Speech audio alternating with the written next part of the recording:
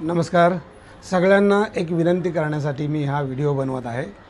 विशेषतः वन्य प्राण्यावरती प्रेम करणाऱ्या, पक्ष्यांवरती प्रेम करणाऱ्या, सुशिक्षित आणि शहरात राहणाऱ्या विशेषतः लोकांसाठी हा व्हिडिओ करतो आहे. तुम्ही जेव्हा वन्य प्राण्यांना खायला देता, पक्ष्यांना खायला देता, हे जर अभ्यास केला तर तुमच्या लक्षात येईल ही चुकीचं आहे. नीट अभ्यास केला तर तुमच्या लक्षात येईल हे बेअक्कलपणाचं आहे. क्या बात कर रहे हैं? म्हणजे वन्य प्राण्यांचं नैसर्गिक अन्न त्यांना मिळालं तर ते त्यांच्यासाठी चांगलं असतं.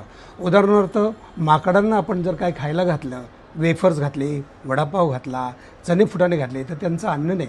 त्याच्यामुळे ते आजारी पडतात, त्याच्यामुळे ते चाणाक्ष होतात, त्याच्यामुळे ते अभ्यास करतात आणि घरात उड्या मारून फ्रीजमधून घेऊन जाणं, ओरबाडून घेऊन जाणं असले सवय त्यांना लावतात. ते फक्त आपण लावतो. आदिवासी माणसं, खेड्यातली माणसं हे असलं करत नाहीत. आपण सुशिक्षित माणसं करतो. बात तो सही है. तर सोसायटीला माणसांना आणि रस्त्यातनं येता जाताना घाटामध्ये येणाऱ्या माकडांना खायला घालणं हे चुकीचं आहे. कायदेशीरदृष्ट्या पूर्ण चुकीचं आहे, बेअक्कलपणाचं आहे. कायद्याचा अभ्यास केला तर त्यात तुम्हाला पकडलं जाऊ शकतं.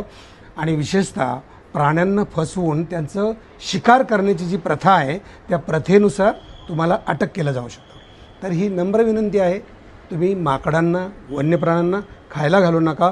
पशुपक्ष्यांना पाणी ठेवलं तर चालेल, पण त्यांना बोलून पाणी पाजू नका. आणि त्यांना नैसर्गिक जगू द्या. ते त्यांच्यासाठी चांगलं आहे, आपल्यासाठी चांगलं आहे. मुळात आपण सुशिक्षित लोक, सोसायटीतील लोक त्यांना खायला घालतो, हे चुकीचं आहे. हे मी तुम्हाला विनंतीपूर्वक सांगत आहे. असं करू नका.